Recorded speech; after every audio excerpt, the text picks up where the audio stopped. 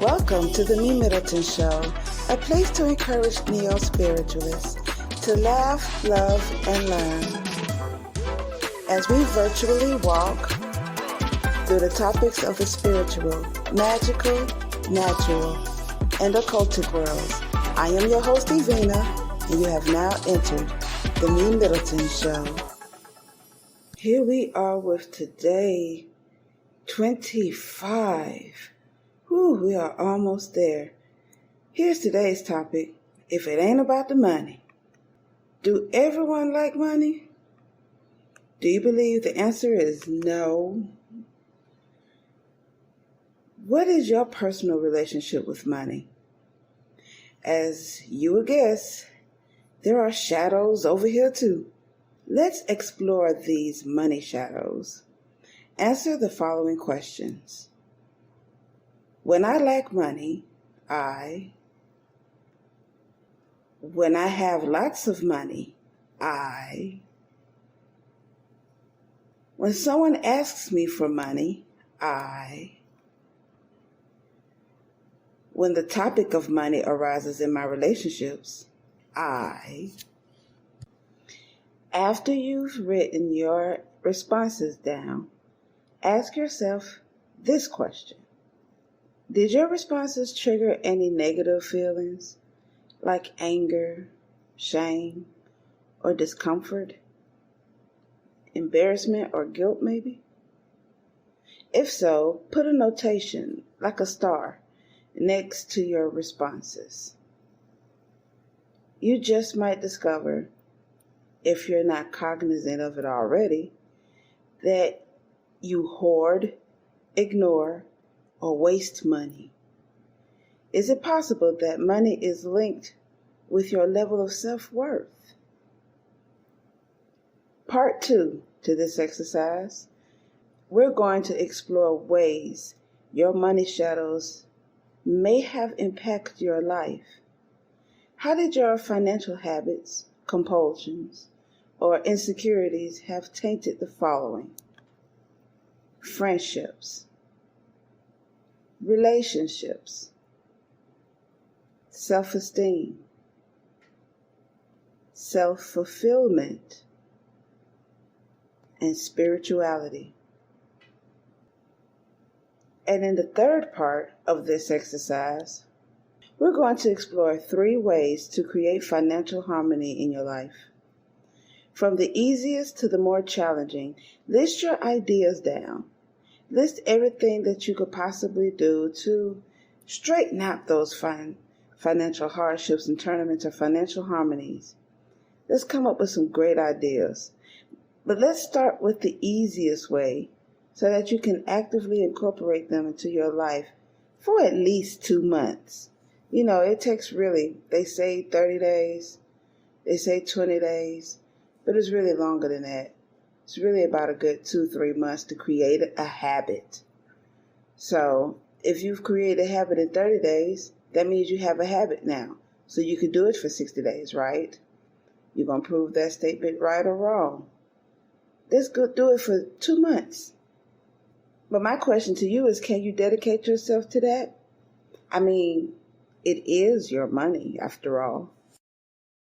Do you find it difficult to come up with content ideas for your podcast? Or perhaps you've gotten stuck during an interview with a guest or you just have nothing to ask anymore. Try Poddecks today. Poddecks is the best all-in-one podcast idea generation tool. You get everything from episode ideas to interesting conversation starters for interviews, engaging discussions for your live streams, and even social media content ideas. With this tool, you don't have to spend weeks trying to come up with content for an episode or unique questions for your guests. Just shuffle the cards and pick one at random. Hit the record button and get started. Now, you can make better content, have more fun while you're at it, and get your viral moment, all with Poddecks. Head over to poddecks.com and use code C4C. Here we go. my turn to answer these questions. So the first part, there were 4 questions. The first, when I lack money, I do a spell and make some more.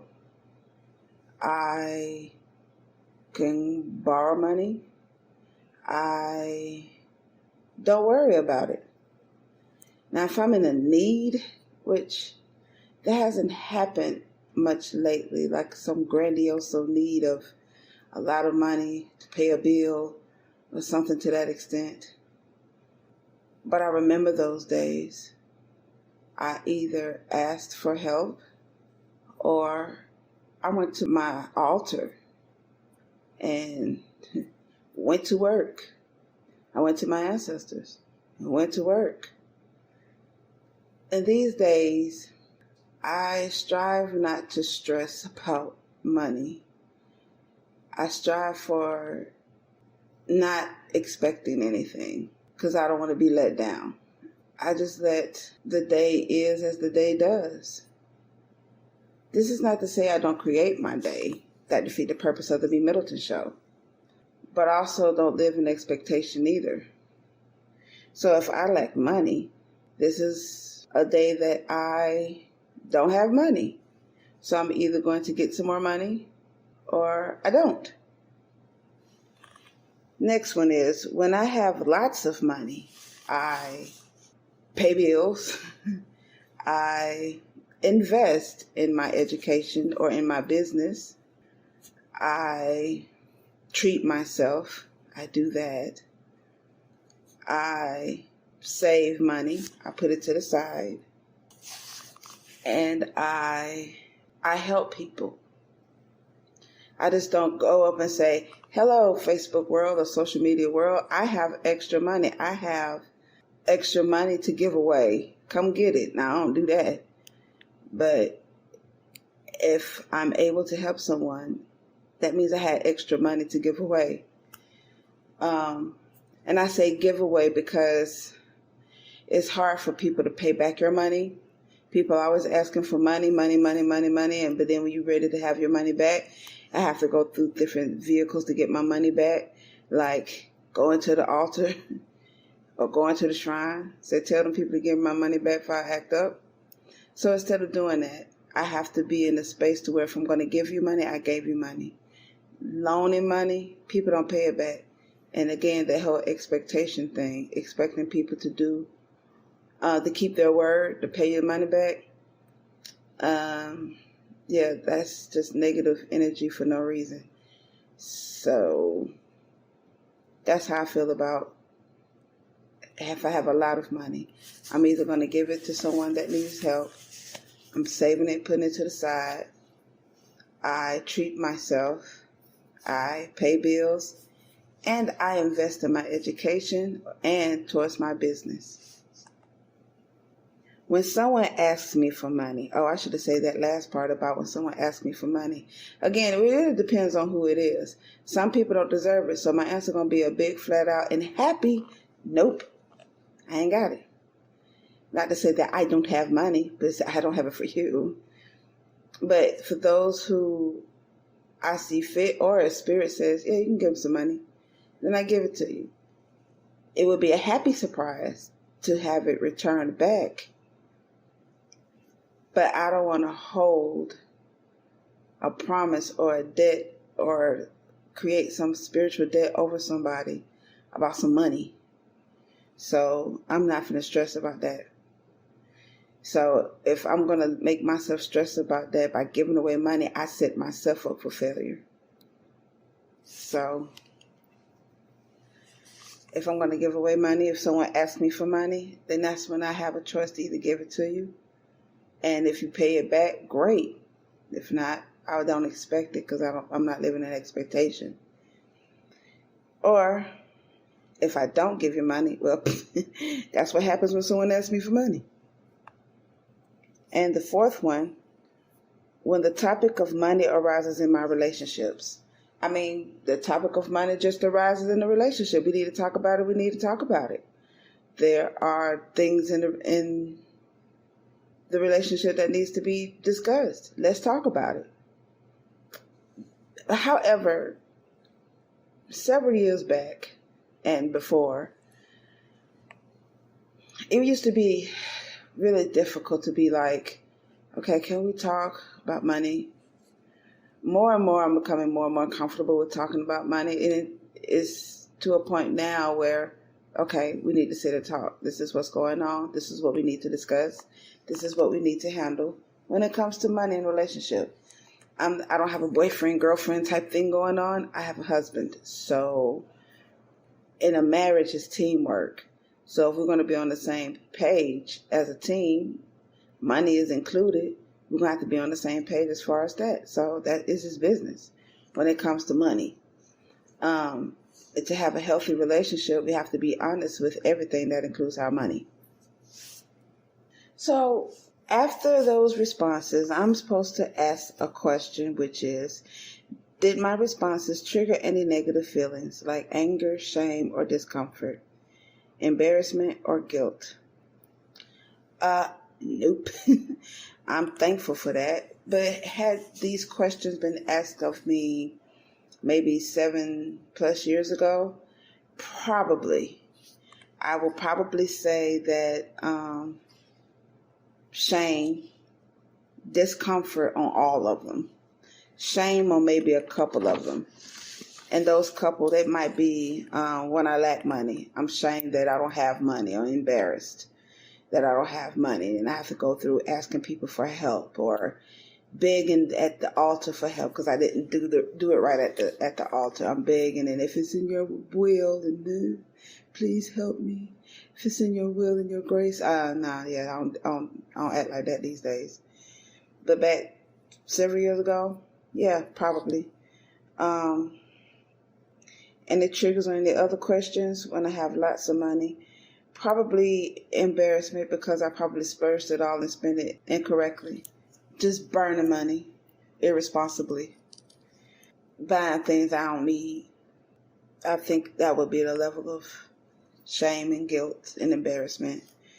When someone asks me for money, I would probably get a little angry. Like, why are you asking me for money? I ain't got no money. I'm broke. I'm homeless. I ain't got no money. I don't work. I don't make but small amounts of money per hour at my job. You know, I get offended. Like, why you would ask me for money knowing I'm struggling? So I think that would probably be my response back then. And when the topic of money arises in a relationship, I think a lot of hesitation, a lot of discomfort because of the training, I guess, during my upbringing about the ideals of money. But nowadays, for all of those questions, do I have any of those negative feelings triggering me? Nah, I'm good. So, rather not if I hoard, ignore, or waste money. Several years ago, I definitely wasted a lot of money. I ignored the responsibility of money. I didn't use money wisely. I didn't use my time wisely. I didn't invest wisely. I splurged, I spent, and then developed these negative emotions around it after the fact. Can't say I hoarded money because I never gotten to a point of having so much money that I kept it to myself because I was always broke. Ignoring and wasting money would probably have been those shadow sides of myself about money with me. And the second part to this exercise is to find out about my financial habits, compulsions, or insecurities that may have tainted the following. Are there any ways my money shadows have impacted my life when it came to friendships? 20-some years ago, hanging out with my friends, we were very irresponsible with money. We used to rent cars left and right. Why am I renting a car when I could buy one? We eventually bought one. I eventually bought my car. But every time I looked up, we renting a car to drive around the same city we staying in instead of utilize that money to invest in stuff, developing a business, taking care of our kids. I mean, any other little thing that we could have done, we wasted it because we utilized that money to hang out for each other. buying alcohol, buying weed, buying hotel rooms, renting cars, just so we could stay in the same city. I see if we was going out of town, but no, we stayed in the same city so we could rent hotel rooms, have a little hotel parties, buying food and drinks and weed for everybody else who didn't pitch back in or support it or pay us back or pitched in on any level. Never. There are a lot of people who never gave back. It was always the same few friends, and I was one of those friends who spent money on making sure that everybody else was having fun. And none of us, until we got older, like in our late 30s, to finally realize, boy, wait a minute, we still messed up. We still living in our mama house. We're still living in, substandard situations instead of living, like adults.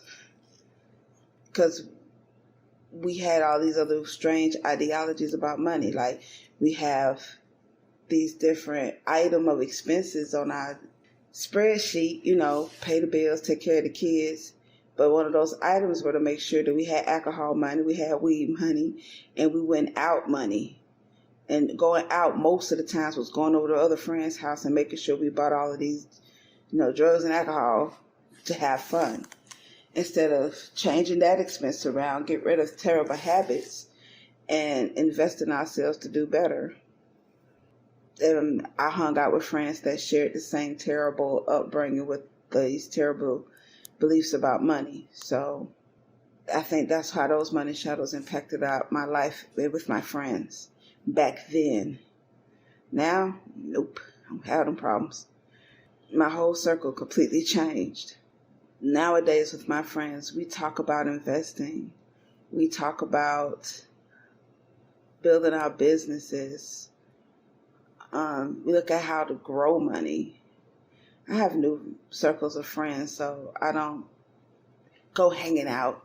I don't drink. I stopped smoking. I just don't do those things anymore. So, new friends. The second is relationships. Well, I'm with my husband. Other relationships, like business relationships, nowadays it's very similar to the first one. It's when it comes to friendships. We talk about personal development, whether if it's spiritual health, physical health, mental health,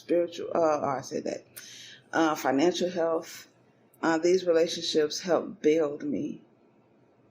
They help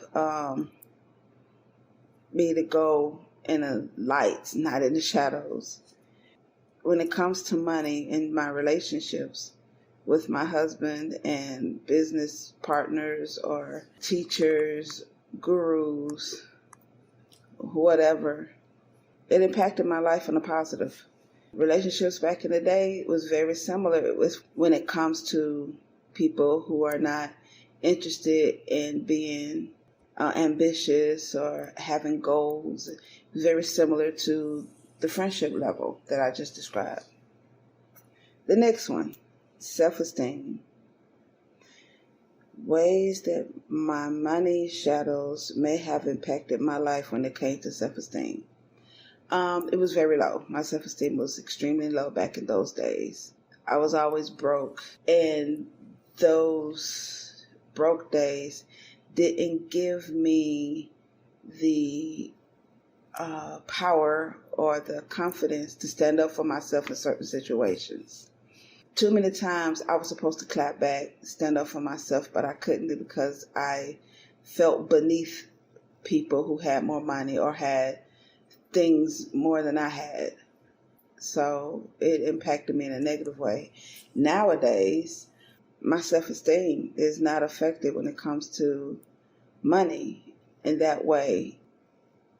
My self-esteem has gotten a lot better because I've seen my growth. I feel so much more confident. I feel a lot more powerful, I guess I could say. Even on days when I don't have money, I don't have that same terrible low self-esteem feeling. I don't have anything, so I can't say anything. Now, the devil's a lie. I wish a motherfucker would kiss every portion of my ass, both cheeks, both palms, the crack and the hole. Kiss it all. I don't care. I feel really good. Self-fulfillment when it comes to money. This journey towards attaining and living my purpose. Of course, money is not thought of as the everything. It's up there with oxygen. Yes, it is. It's important. We're going to be very clear. But in fulfilling my purpose, money is a resource that helps me to get to where I need to be. And I feel really confident to attaining or arriving to fulfilling my purpose. I'm fulfilling it now. And not just money, but all the other resources that are available to me at the time when I need it. I feel really good. I'm not totally fulfilled because I haven't arrived to my purpose. But I don't feel how I felt decades ago. Far from it. And spirituality.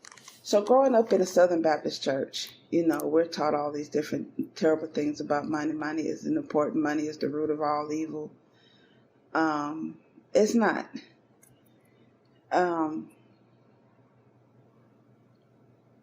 That I have to give it away to people who are less fortunate.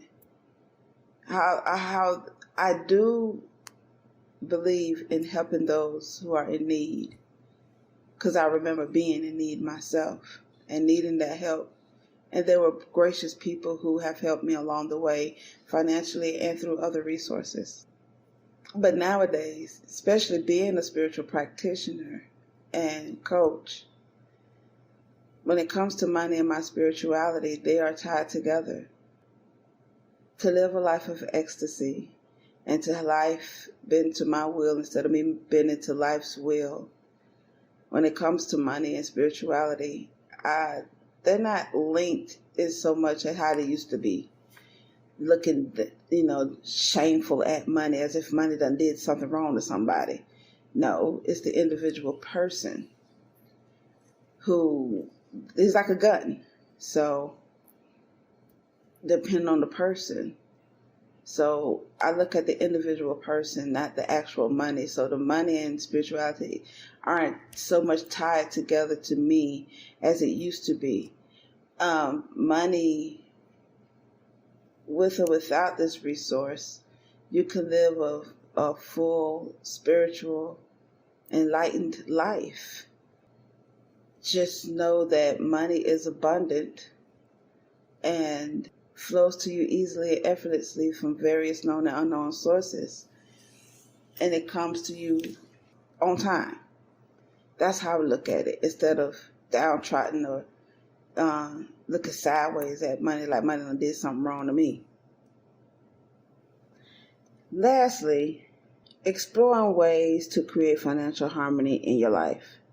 The easiest way I started finding financial harmony in my life is to, one, stop using these terrible, terrible lines of thought that was taught to me growing up. Just listening to motivational speakers that spoke about money. Just simply listening to every day. Listening to gurus like Susie Orman, or listening to other people who are financial experts on how to deal with money.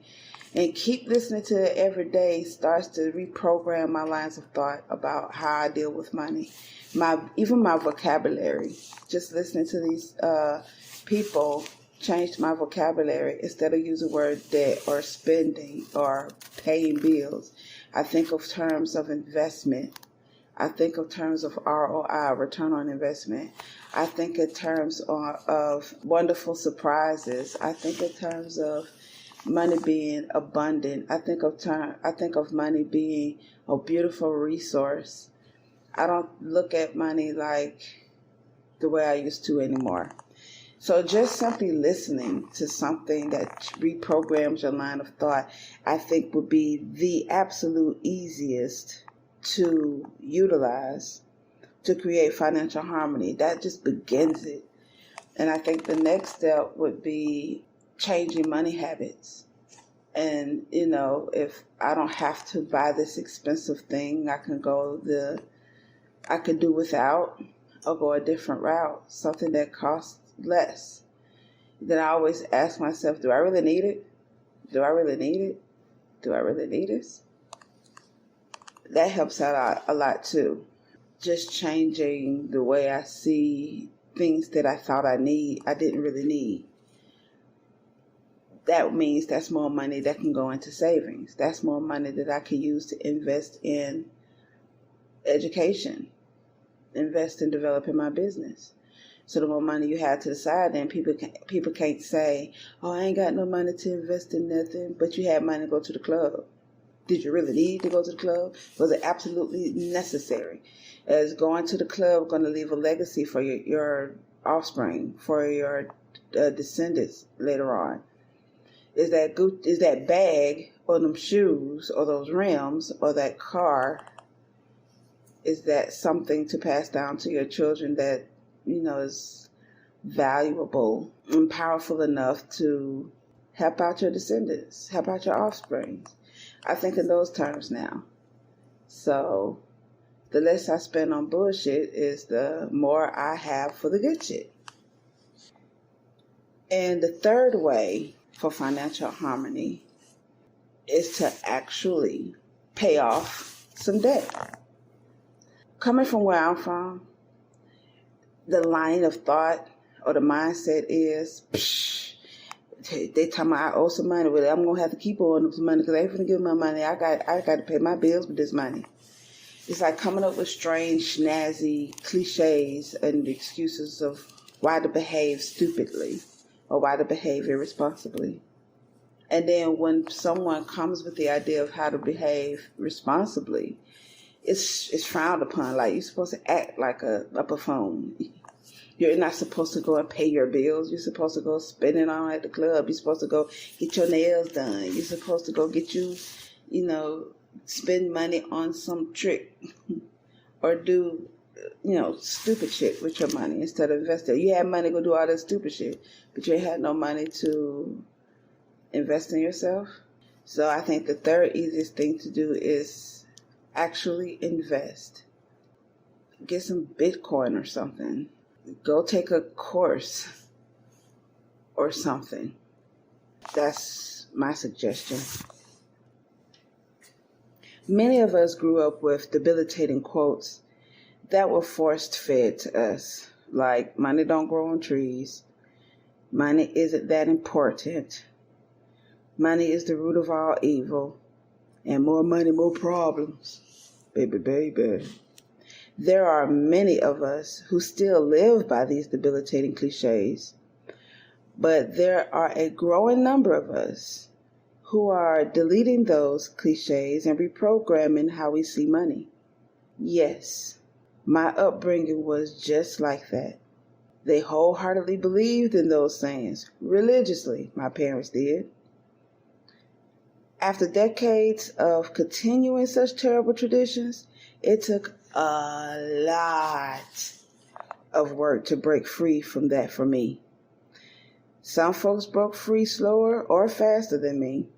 Their pace and minds are our own. If you still hold those false tales about money, join us in being free from the shackles of money shaming. Remember, money is only a resource, a tool, just like a weapon. A gun isn't evil, nor the root of it. It's a tool that can be used for both goodness and evil, depending on the person using it, not the tool itself. How silly is it to say that something is evil unless somebody put some ooga booga enchantment on it? Then you have an evil enchanted weapon or evil enchanted money. But until then, it's just a thing. So the choice is yours. You can use this resource for whichever way you desire. Just be ready for what comes with your choice. Choose wisely. Wasn't that fun? Did you learn anything? Did this episode stir up any questions, comments, or concerns? Send them over to MeMyddleton@gmail.com or leave a message on our website at www.helpbyevina.com, and I'll be more than happy to respond.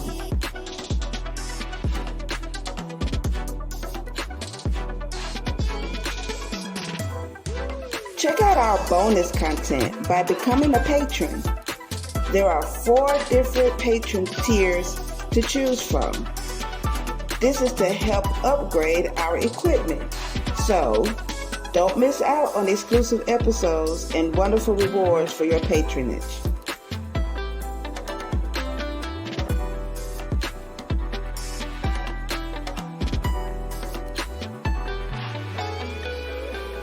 If you're on Spotify, Podbean, Google Podcasts, Amazon, or any other favorite podcasting platform, make sure you like The MeMyddleton Show and leave a comment. Tell us how much you love the show, what you don't like about it, how we can improve, and how we can be challenged.